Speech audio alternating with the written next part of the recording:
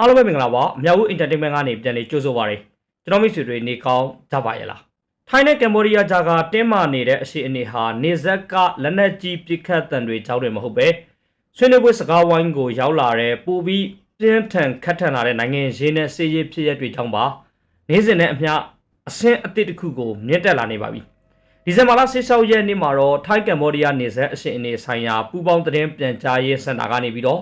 ထိုင်းကကိုရေးဝန်ကြီးဌာနပျော်ခွင့်ရပုဂ္ဂိုလ်ရေတဲ့ဗိုလ်ချုပ်ဆူရာဆန်ကွန်တီရီကရာဇသံပေးလိုက်တာနဲ့တူတဲ့အပြစ်အခက်ရစေးရေးဆိုင်ရာတမက်ချက်3ချက်ကိုကြေညာခဲ့ပါတယ်ပထမချက်ကတော့ကမ်ဘောဒီးယားအနေနဲ့အပြစ်အခက်ရစေးကြောင်းကိုတစ်ဖက်သက်အရင်ကြေညာရပါမယ်နောက်တစ်ချက်ကအပြစ်အခက်ရစေးရေးသဘောတူညီချက်ဟာအနှစ်သာရရှိပြီးတော့မှရေရှည်တည်တံ့ရပါမယ်ခဏတာရဆိုင်ပြီးမှအကြံဖက်မှုတွေပြန်ဖြစ်လာတာမျိုးမဟုတ်ရပါဘူးပြီးတော့နောက်ဆုံးချက်ကတော့မြေမြုပ်မိုင်းရှင်းလင်းရေးလုပ်ငန်းတွေမှာကမ်ဘောဒီးယားအနေနဲ့ရိုးရိုးသားသားပူးပေါင်းဆောင်ရွက်ရမှာဖြစ်ပါတယ်တိုးတုတ်တမက်ချက်3ချက်ပါပြတ်သားတယ်ဒါပေမဲ့တိတ်ကိုရှင်းလင်းတဲ့သတင်းစကားတစ်ခုကအဲ့ဒီထဲမှာပါဝင်နေပါတယ်အဲ့ဒါကတော့ထိုင်းနိုင်ငံကအသာစီးရယူထားပြီးတော့မှကမ်ဘောဒီးယားသာဆက်လက်ထိပ်တိုက်တွေ့နေမယ်ဆိုရင်အလျှော့ပေးဖို့အစဉ်အသင့်မရှိဘူးဆိုတာပါပဲထိုင်းဘက်ကပေးလာတဲ့ PR တွေနဲ့အပြိုင်နောက်ထပ်ဒီလက်တွေ့အမှန်တရားတစ်ခုကလည်းရှိနေပါသေးတယ်အဲ့ဒါကတော့ကမ်ဘောဒီးယားအတွက်ပို့ပြီးတော့မှစိတ်ပြတ်စရာကောင်းနေပါတယ်ဘာကြောင့်လဲဆိုတော့သူတို့ဘက်ကရက်တီပြီးအကအကွေပေးမယ်လို့ကမ်ဘောဒီးယားကအမျှော်လင့်ဆုံးလူဟာဒီသူတို့ရဲ့အကိုကြီးလို့တော့မှပြောရမယ်တရုတ်ဖြစ်နေလို့ပါပဲတရုတ်နိုင်ငံကတော့နောက်ဆုံးကြတော့လေဒီအရင်ပဋိပက္ခတွေတုန်းကလိုပါပဲဂျာဝင်စစ်ဆက်ပေးသူအခန်းကဏ္ဍကနေပဲပါဝင်နေပါတယ်ဗြိတိန်အနေနဲ့ဆွေးနွေးပွဲတွေနဲ့အပြစ်အခက်ရစေးရဖြစ်လာဖို့ကြိုးပမ်းမှုတွေတိုးမြင့်လှုံ့ဆော်နေတယ်လို့တရုတ်တန်ယုံကပြောထားပေမဲ့ကမ်ဘောဒီးယားဘက်ကနေကောက်ကွေပြောဆိုပေးတာမျိုးဒီအနာခံပေးတာမျိုးလုပ်တဲ့ထုတ်ပြန်ချက်တစောင်းတလေတောင်မှလုံးဝမရှိခဲ့ပါဘူးတမ်မနီလို့ခိုင်မာတဲ့ဆက်ဆံရေးဆိုတာနောက်ဆုံးတော့လဲဒီလောက်ပါပဲဒီအချိန်မှာပဲကမ်ဘောဒီးယားဟာ Thai F-60 တိုက်လေယာဉ်တွေရဲ့လေကြောင်းတိုက်ခိုက်မှုတွေကိုရှုတ်ချပြီးတော့မှဒါကိုအင်အားအလွန်အကျွံသုံးဆွဲမှုလို့ဝေဖန်ရင်းနဲ့သူတို့ရဲ့စိတ်ပြက်အားငယ်မှုကိုပြသခဲ့ပါတယ်။အရင်ကသတင်းတွေမှာဖော်ပြခဲ့တဲ့အတိုင်းထိုင်းလေယာဉ်တွေဟာကမ်ဘောဒီးယားလေပိုင်နက်ထဲကိုကီလိုမီတာ80ကနေ100အထိနည်းနည်းဆိုင်ထိုးဖောက်ဝင်ရောက်ခဲ့ပြီးတော့မှအရသာထိခိုက်ဒေဆုံးမှုတွေဖြစ်စေခဲ့တဲ့အပြင်လူလေးသိန်းကျော်ဘေးလွှဲရာကိုပြေးခဲ့ရပြီးတော့ပျက်စီးဆုံးရှုံးမှုတွေအများကြီးကြံရစ်စေခဲ့တဲ့လေကြောင်းတိုက်ခိုက်မှုတွေလုပ်ခဲ့တယ်လို့ကမ်ဘောဒီးယားနိုင်ငံခြားရေးဝန်ကြီးဌာနကဆွဆွဲခဲ့ပါတယ်။ဟုတ်ပါတယ်အဲ့ဒီကိန်းဂဏန်းတွေကကြောက်ရွံ့မှုဟာအစစ်အမှန်ဖြစ်ကြောင်းပြသနေပါတယ်။ဒါပေမဲ့အရှိုးအဆမညီမျှဘူးဆိုတဲ့စကားလုံးကိုထက်ထက်လေးလေးအလေးပေးပြောနေတာကကမ်ဘောဒီးယားရဲ့မတက်တာတဲ့အရှိအနေကိုမရည်ရွယ်ပဲဖွင့်ရှားလိုက်တယ်လို့ဖြစ်နေပါတယ်။စစ်ပွဲမှာဘေးပြိုင်ဘက်ကမှသူတို့ရဲ့လက်နက်အသာစီးရမှုကိုလိုလိုလားလားစွန့်လွတ်မှာမဟုတ်ပါဘူး။ဘာကြောင့်လဲဆိုတော့စေးရစွန့်ရည်ဆိုတာဒီဖိနှိပ်တိုက်ခိုက်ဖို့လက်နက်ကရိယာဖြစ်နေလို့ပါပဲ။ပြိုင်ဘက်ကပို့ပြီးခိမိတဲ့နီလန်းတွေကိုတုံးလို့ဆိုပြီးတော့မှရှုပ်ချနေတာကဒီအရှိအနေကိုမပြောင်းလဲစေပါဘူး။အဲ့ဒါကအတိတ်ကမှန်ယွင်းခဲ့တဲ့ဆုံးဖြတ်ချက်တစ်ခုဖြစ်တဲ့လေတပ်ရဲ့အခန့်ကဏ္ဍကိုလိုရာဆွေးပြီး short track ခေမိတာကိုပဲလူတွေကိုပြန်သတိရစေမှာပါ2020နှစ်မေလတုန်းကမစ္စတာဟွန်ဆန်ကိုတိုင်ကကမ်ဘောဒီးယားအနေနဲ့ကြားဖြတ်တိုက်ခိုက်မဲ့လေယာဉ်တွေမလိုဘူးပြီးဆုံးတဲ့ခေါင်းငင်ပိုက်ကွယ်ပေါ်တော့ဒီ Skynet လေကြောင်းရန်ကောက်ွယ်ရေးစနစ်ရှိရန်လုံလောက်ပြီးရန်သူတိုက်လေယာဉ်တွေခေါင်းငင်မှာပြန်တန်းနေတာကဘာမှတိုက်ရောက်မှုရှိမှာမဟုတ်ဘူးလို့ကြေညာခဲ့ပူပါတယ်လက်တလောရက်တွေမှာကမ်ဘောဒီးယားခေါင်းငင်ရှင်ကို Thai F-60 တွေစိုးမိုးထားတဲ့ပုံရိပ်နဲ့ရှင်းကြည့်လိုက်တဲ့အခါမှာအဲ့ဒီစကားတွေကနိုင်ငံရေးစကားလုံးလှလှလေးတွေနဲ့ဒီစစ်မြေပြင်လက်တွေ့ပေါ်ဂျာကကွာဟချက်ကိုပို့ပြီးတော့မှပေါ်လွင်စေရုံပါပဲအခုချိန်မှာမစ္စတာဟွန်ဆွန်ကအဲ့ဒီခေါင်းငယ်ပိုက်ကွန်ကိုယုံကြည်မှုရှိမရှိမရှင်းလင်းပေမဲ့တေချာတာတစ်ခုကတော့ကမ်ဘောဒီးယားဟာ Thai F-60 တွေရဲ့တိုက်ခိုက်မှုတွေနဲ့ခေါင်းငယ်ရဲ့ကင်းလှည့်မှုတွေကိုအရန်တောက်ယွံ့နေတယ်ဆိုတာပါပဲဒါပေမဲ့အခုလောလောဆယ်တတိထားစရာကောင်းတာကထူးခြားစိတ်ဝင်စားစရာဖြစ်ပေါ်တိုးတက်မှုတစ်ခုပါပဲတရုတ်သတင်း website ဖြစ်တဲ့ဒီ Tencent မှာပါတဲ့ဆောင်းပါးတစ်ပုဒ်ကကမ်ဘောဒီးယားကိုကူညီဖို့ဒီသပါတီတခုဝင်ရောက်ဆွတ်ဖက်နေတယ်လို့ထိုင်းဘက်ကမေကွန်ထုတ်နေကြောင်းဖော်ပြခဲ့ပြီးတော့ထိသွင်းပြောဆိုလာတဲ့နှာမေကတော့ရုရှားနိုင်ငံဖြစ်နေပါတယ်။ထိုင်းစစ်တပ်ရဲ့ဒီတရုတ်ဘာသာစကားနဲ့ထုတ်ပြန်ချက်တခုအပေါ်မှာအခြေခံထားတဲ့ဒီသတင်းအချက်လက်ဟာသတင်းအမှန်ဟုတ်မဟုတ်ဆိုတာနဲ့မကပဲဒီဆွဆွချက်တွေရဲ့နောက်ွယ်ကနိုင်ငံရေးရည်ရွယ်ချက်တွေနဲ့ပတ်သက်ပြီးတော့ပါမေကွန်ပေါင်းများစွာကိုဆက်ရှင်ထွက်ပေါ်လာစေပါတယ်။ဒါဆိုတိတိကျကျပြောရရင်ကမ်ဘောဒီးယားကိုကူညီဖို့ရုရှားကဝင်ရောက်ဆွတ်ဖက်နေတယ်လို့ထိုင်းကဆွဆွတာနဲ့ပတ်သက်ပြီးတရုတ်သတင်းမီဒီယာတွေကဘာပြောခဲ့တယ်လဲပြီးတော့ဒီဆွဆွချက်ကမှန်ကန်ရလားရုရှားဘက်ကရောဘာပြောထားတယ်လဲတဲဆက်မှာပါတဲ့ဒီမကြသေးမင်ကဆောင်းပါးတစ်ပုဒ်အရာကမ်ဘောဒီးယားရဲ့စီးရဲလှုပ်ရှားမှုတွေဟာပိုပြီးတန်တရားဖြစ်စရာကောင်းလာတယ်လို့ထိုင်းဘက်ကခန်းစားနေရပါတယ်အထူးသဖြင့်ဒီဒရုန်းတိုက်ခိုက်မှုတွေရုတ်တရက်များပြားလာတဲ့အတွက်ပြင်ပဆွတ်ဖက်မှုရှိနေတယ်လို့ထိုင်းစစ်တပ်ကကြေညာခဲ့တာဖြစ်ပါတယ်ထိုင်းနိုင်ငံအမှတ်2စစ်ဒေသကဆိုရှယ်မီဒီယာပေါ်မှာတရုတ်ဘာသာနဲ့ထုတ်ပြန်ချက်တစ်စောင်ထုတ်ခဲ့ပြီးတော့မှကမ်ဘောဒီးယားကိုကူညီဖို့တာရီးယားနိုင်ငံတခုဝင်ရောက်ဆွတ်ဖက်နေတယ်လို့ဒေတိုဆွဆွဲခဲ့ပါတယ် ဒါဟာစေရေးတန်တရားတသက်မဟုတ်ပါဘူးတန်တမဲရေးရလေတန်လဲပါဝင်နေပါတယ်ဒီပဋိပက္ခဟာအရင်အကြိမ်တွေလောက်ရိုးရှင်းမနေပါဘူးကမ္ဘောဒီးယားမှာလေတန်းနဲ့လေကြောင်းရန်ကာကွယ်ရေးစနစ်တွေရှိပေမဲ့တီးကြတဲ့ဒရုန်းတိုက်ခိုက်မှုတွေလှုပ်ဆောင်နေတာကိုကြည့်ရင်သူတို့ရဲ့ပြစ်ခတ်နိုင်စွမ်းအားနဲ့နိဗျူဟာတွေရုတ်တရက်မြင့်တက်လာတယ်လို့ထိုင်ဘက်ကခန်းစားနေရပါတယ်ကမ္ဘောဒီးယားစစ်တပ်ဟာ82မီလီမီတာမော်တာဘုံတိတွေကိုပောက်ကွေးစေတဲ့အသေးခံဒရုန်းတွေအဖြစ်ပြုပြင်မွမ်းမံထားတယ်လို့ထိုင်းမီဒီယာတွေကဖော်ပြခဲ့ပါတယ်ဒီဒရုန်းတွေဟာအဆက်ပြစနစ်အတွက် fiber optic ကြိုးတွေကိုအသုံးပြုထားတဲ့အတွက်ဖြတ်တောက်နှောင့်ယှက်မှုတနည်းအားဖြင့်ဒီ jammy တွေကိုပို့ပြီးခံနိုင်ရရှိစေပါတယ်အဲ့ဒါပြင်သူတို့ကိုကျွမ်းကျင်ပိုင်နိုင်စွာမောင်းနှင်နေကြပြီးတော့မှကင်းထောက်ဒရုန်းတွေကပြင်းမဲ့နေရာကိုအရင်ဆုံးရှာဖွေဖော်ထုတ်ပါတယ်ပြီးတော့မှတိုက်ခိုက်ရေးဒရုန်းတွေကဘန်ကာတွေရဲ့ဒီဝင်ပေါက်တွေတွေကိုတိုးဝင်တိုက်ခိုက်ကြတာပါသူတို့ဟာစွန့်အင်ရွှေတာဖို့လက်တော်ဝဲမှာဆင်းသက်နိုင်တယ်လို့ကျိုးတွေမညှိအောင်အတားအဆီးတွေကိုရှောင်ကွင်းနိုင်စွမ်းလည်းရှိကြပါတယ်ထိုင်းအမှန်နှင်းစစ်တပ်သားကဒီလိုကျွမ်းကျင်မှုအဆင့်ဟာကမ္ဘောဒီးယားစစ်တပ်ရဲ့ပုံမှန်စွန့်ရည်ထားကြော်လွန်နေတယ်လို့သုံးသပ်ပြီးတော့မှ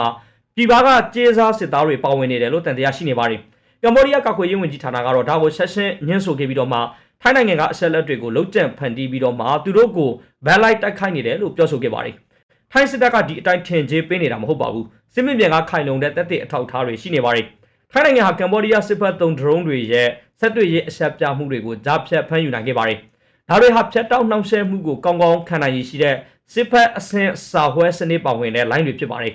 အရင်တုန်းကတော့ကမ္ဘောဒီးယားရဲ့ drone တွေဟာအဓိကအဖြစ်ဒီလိုနည်းပညာမျိုးမပါဝင်တဲ့စီးပွားဖြစ်ထုတ်ကုန်တွေကိုပြုပြင်သုံးစွဲထားတာမျိုးပါအခါမှုတစ်ခုပြီးဆုံးသောချိန်မှာအင်္ဂလိပ်စကားပြောတဲ့ကိုကြားခဲ့ရပြီးတော့အဲ့ဒီနောက်လက်ပူးလက်ကျက်မိတော်မှာကိုကြောက်လို့ထွက်ပြေးတဲ့ပုံစံမျိုးဆိုင်ကေမောင်းပြေးတန်ကိုကြားခဲ့ရပါတယ် The Nation နဲ့ဒီ Bangkok Post တို့လိုထိုင်းသတင်းစာတွေရဲ့ဖော်ပြချက်အရဒီ drone တွေဟာမြင်လွန်းတဲ့အတွက်ထိုင်းစစ်သားတွေပြေးရှာဖို့ခက်ခဲနေပြီးတော့ကာကွယ်ဖို့အတွက်ငါးဖမ်းပိုက်တွေကိုတုံးနေရတယ်လို့အကာအကွယ်ယူဖို့ခံတမ်းမြောင်းတွေတူးနေရတယ်လို့ဆိုပါတယ်ထိုင်းနိုင်ငံဟာတာရီယာနိုင်ငံတခုဝင်ရောက်ဆွဲဖက်နေတယ်လို့တန်တရားရှိနေပြီးတော့မှရုရှားယူကရိန်းစစ်ပွဲကကျေးစားစစ်သားတွေဖြစ်နိုင်တယ်လို့ယူဆနေပါတယ်အပြစ်အခက်ရစရေးသဘောတူညီချက်တွေရှိနေပေမဲ့ရုရှားကျေးစားစစ်သားတွေကကမ္ဘောဒီးယားကိုအသေးခံ drone တွေဘယ်လိုသုံးရမလဲဆိုတာကိုသင်ကြားပေးနေတယ်ဆိုတဲ့ကောလာဟာလာတွေဆိုရှယ်မီဒီယာပေါ်မှာပြည့်နေပါတယ်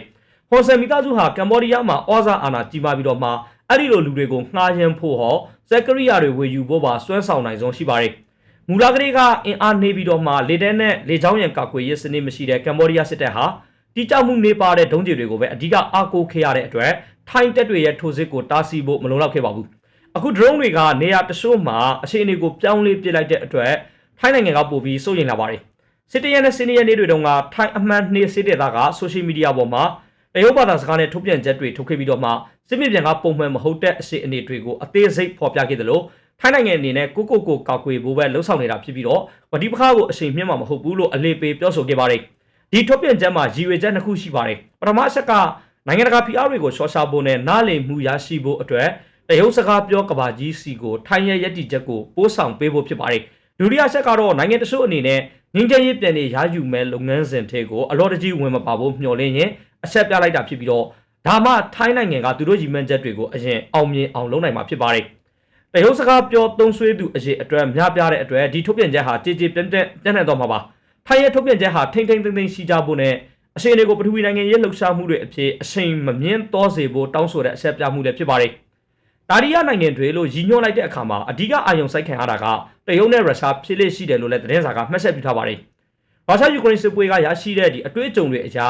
ဒရုန်းတွေဟာအားနေတဲ့ဘက်ကနေအရှိအနေကိုပြောင်းပြန်လှန်ပြေးနိုင်ဖို့ကူညီပေးတဲ့ကုန်ကျစရိတ်နေနဲ့စွမ်းဆောင်ရည်မြန်မာမှုကိုယူဆောင်ပေးနိုင်တဲ့အစွမ်းထက်လက်နက်တစ်ခုဖြစ်ကြောင်းတက်တည်ပြနေပါတယ်။ထိုင်းနိုင်ငံရဲ့တရုတ်ဘာသာစကားနဲ့ထုတ်ပြန်ချက်ဟာပြည်သူလူထုရဲ့ထင်မြင်ယူဆချက်တွေကိုထိန်းချုပ်ရင်းနဲ့တစ်ဖက်မှာလည်းဒီအင်အားကြီးနိုင်ငံတွေနဲ့ဆက်ဆံရေးတည်ငြိမ်အောင်ထိန်းညှိဖို့ရည်ရွယ်တဲ့စံသက်ချက်တစ်ခုဖြစ်ပါတယ်။ဒါရီယာနိုင်ငံတစ်ခုတကယ်ပဲဝင်ရောက်ဆွတ်ဖက်နေသလားဆိုတာကတော့ဆက်ကြည့်ရအောင်ပါ။တက်တဲ့အထောက်အထားတွေပိုလိုအပ်ပါသေးတယ်။ဒါပေမဲ့စစ်မြေပြင်ကအသေးစိတ်အဆက်လက်တွေအရာတော့ဖြစ်နိုင်ခြေအရန်များနေပါတယ်။ခြုံငုံပြီးပြောရရင်ဒါရီယာနိုင်ငံတနိုင်ငံဝင်ရောက်ဆွတ်ဖက်တယ်ဆိုတဲ့တန်တရားဟာကမ္ဘောဒီးယားရဲ့တိုက်ခိုက်ရေးစွမ်းရည်တွေကသူတို့မူလားပိုင်ဆိုင်ထားတာထက်အများကြီးကျော်လွန်နေတယ်လို့ထိုင်ဘက်ကပူပြီးရှင်းရှင်းလင်းလင်းခန်းစားလာရနေတာကနေမြေဖြားခံတာပါ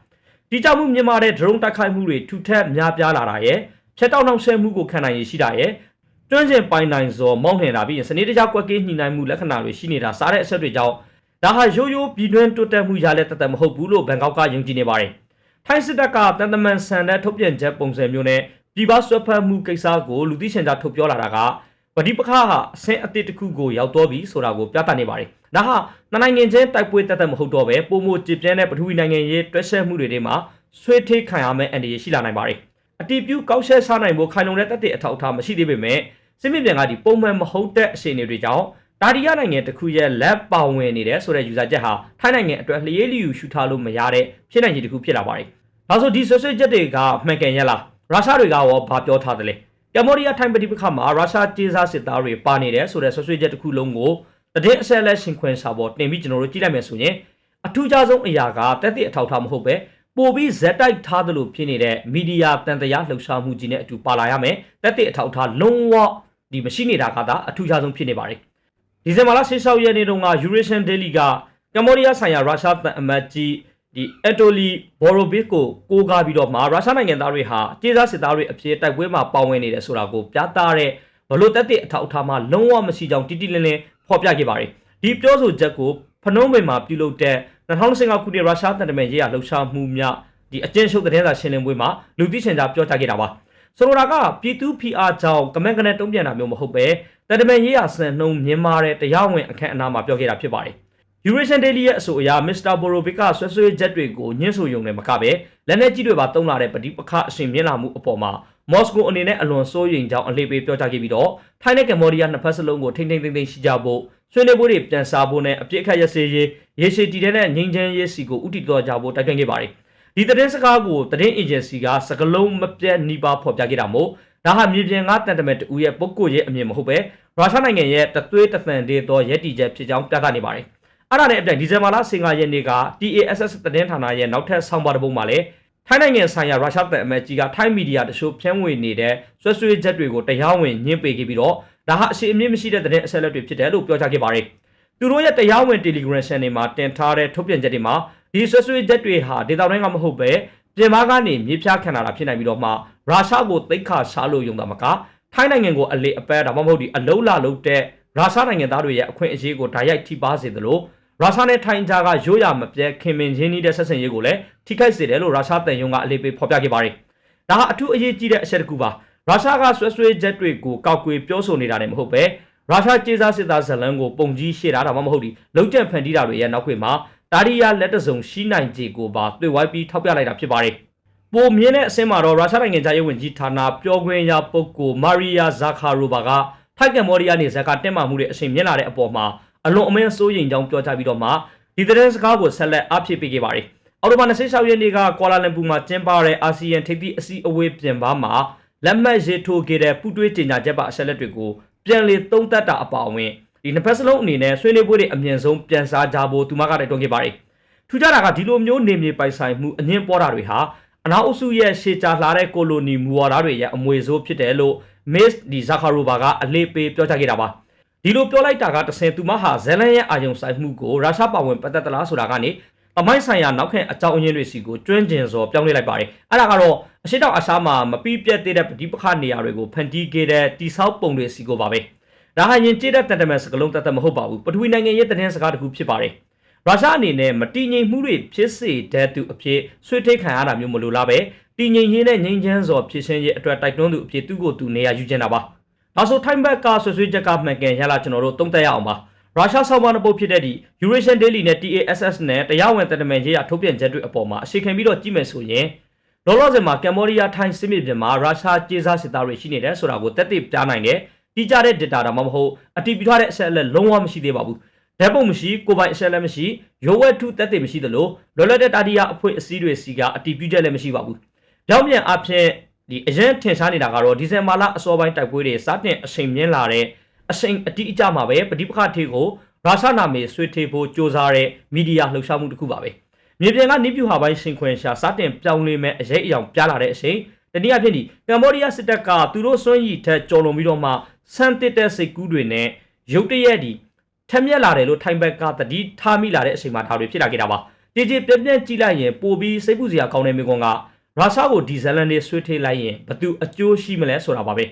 ပြည်သူလူထုရဲ့အမြင်သဘောထားလောက်မှာပဲဖြစ်ပါစေအောင်ဒီကြိုးကြောင်းစီလီယော်တဲ့ယူဆချက်တစ်ခုကတော့ကမ္ဘောဒီးယားထိုင်းပဋိပက္ခကိုရုရှားဇက်သွင်းခြင်းကဒီနှစ်နိုင်ငံချင်းအငင်းပေါ်မှုကိုအင်အားကြီးနိုင်ငံတွေပါဝင်ပတ်သက်တဲ့ကိစ္စအဖြစ်ပြောင်းလဲပေးနိုင်ပြီးတော့အဲ့ဒီကနေတဆင့်နိုင်ငံတကာ PR တွေဖန်တီးပြီးတော့ ပြင်ပအင်အားစုတွေဝင်ရောက်ဆွတ်ဖက်ဖို့လမ်းကြောင်းပိုပွင့်သွားစေတာပါရုရှားနာမည်ပါလာပြီဆိုတာနဲ့ဒီပဋိပက္ခကိုအာဆီယံရှုထောင့်ကနေပဲကြည့်တော့မှာမဟုတ်ပ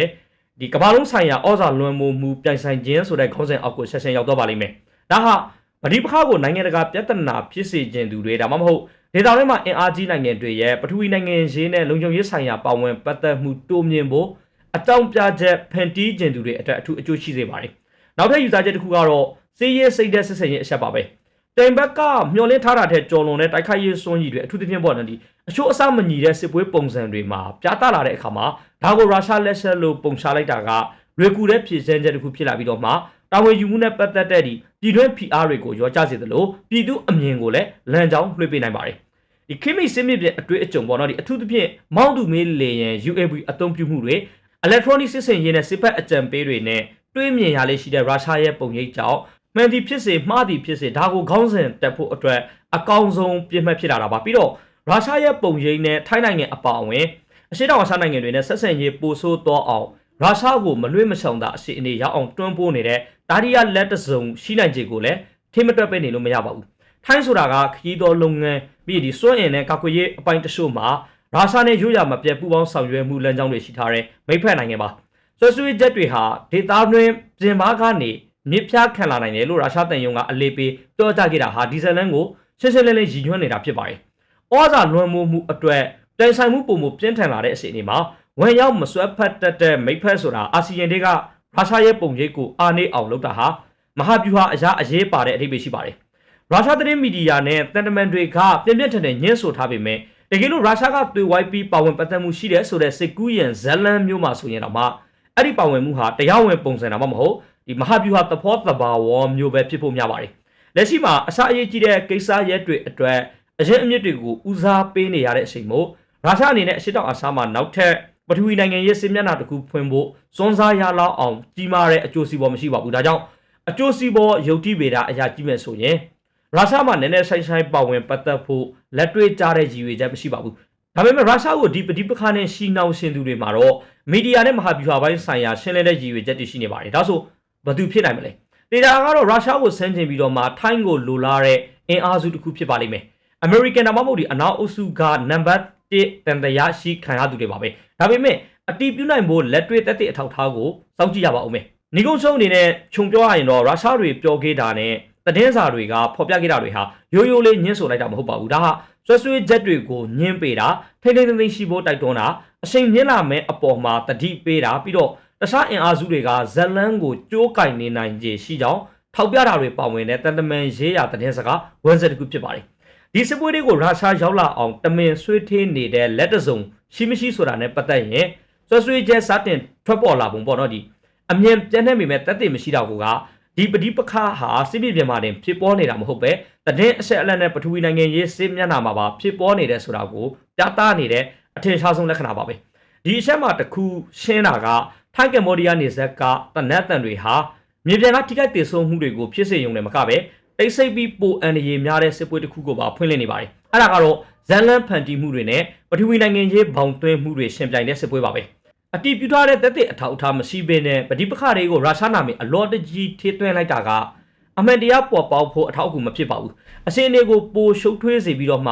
ဒေတာတွင်ပြင်ပါကဒီတွက်ဆက်မှုတွေဝင်လာဖို့အကြောင်းပြချက်ဖန်တီးပေးရုံပဲရှိပါလိမ့်မယ်ရုရှားပြောခွင့်ရပုဂ္ဂိုလ်ကတော်တော်လေးရှင်းရှင်းလင်းလင်းပြောထားပြီးပါပြီပါဝင်ပတ်သက်မှုမရှိကြေးစားစစ်သားမရှိပြီးတော့အရှိတောင်အာရှပူနွေးလာမဲ့ NDA ကိုစွန်းစားလောက်တဲ့အကျိုးစီးပွားလည်းမရှိဘူးဆိုပြီးပြောထားတာပါဒါကြောင့်ကျန်တဲ့ဇလန်ကရုရှားပါဝင်နေသလားဆိုတာမှမရှိတော့ပဲ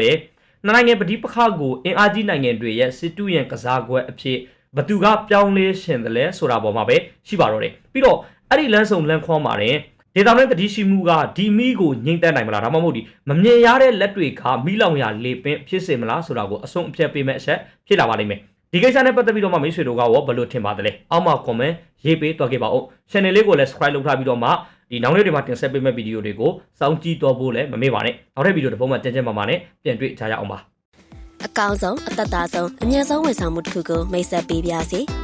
လူကြီးမင်းတို့ရဲ့ grade အမှတ်စဉ်အောက်လက်မှတ်ဘွဲလက်မှတ်နဲ့တက္ကသိုလ်အမှတ်စဉ်တို့ကိုကျမတို့ရဲ့ပညာရေးဝန်ဆောင်မှုမှာဈေးနှုန်းသက်သာဆုံးနဲ့အမြတ်ဆုံးဝန်ဆောင်မှုပေးနေပါပြီဖုန်းနံပါတ်39 668 91 625နဲ့